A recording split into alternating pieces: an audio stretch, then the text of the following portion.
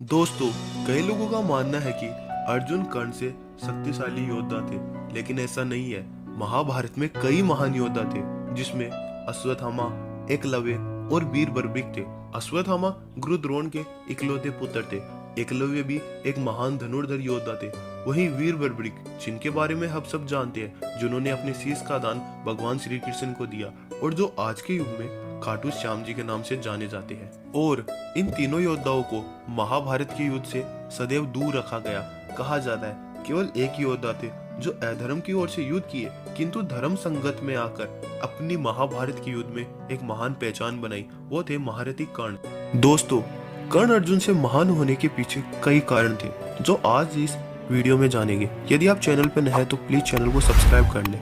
कहा जाता है अर्जुन का साथ देने के लिए श्री कृष्ण उनके साथ थे, जबकि कर्ण के साथ केवल दुर्योधन था।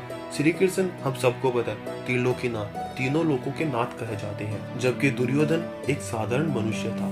यदि हम बात करें महाभारत में, गुरु द्रोण ने जब पांडवों को शिक्षा दी तो उन्होंने कर्ण को शिक्षा देने से मना कर दिया, जिसके कारण कर्ण गुरु परशुराम के पास जाकर एक झूठ बोलकर शिक्षा प्राप्त करते हैं। उसके बाद जब कर्ण को यह ज्ञात हुआ कि कुंती माँ मेरी वास्तविक माता है और पांडव मेरे अनुज है, तब कर्ण ने माता कुंती को अपने अनुज अर्थात पांडवों के प्राण के दान देने के लिए वचन भी दिया।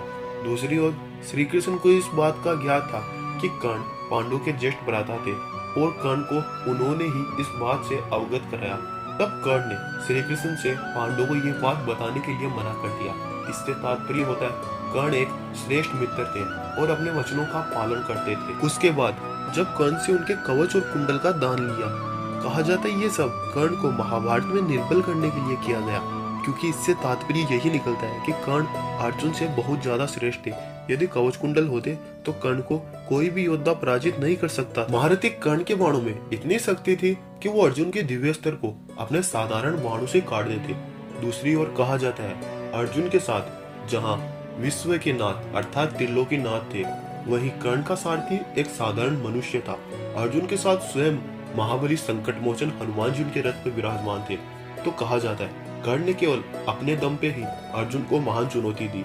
जहाँ पर देखा जाता है स्वयं श्री कृष्ण ने युद्ध के दौरान महारथी कर्ण की बड़ाई और प्रशंसा भी की। कर्ण के पास भगवान शिव का विजय धनुष था, जिसकी अलौकिक शक्ति के सामने कोई भी दिव्यास्त्र नहीं टिक सकता।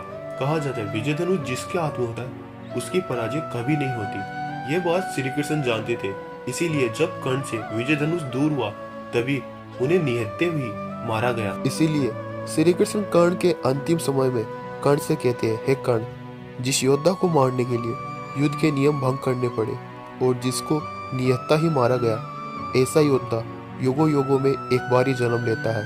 कर्ण, तुम एक महान योद्धा हो। दोस्तों, अगर आपको हमारी स्टोरी पसंद आई तो वीडियो को लाइक और चैनल को सब्सक्राइब कर लें।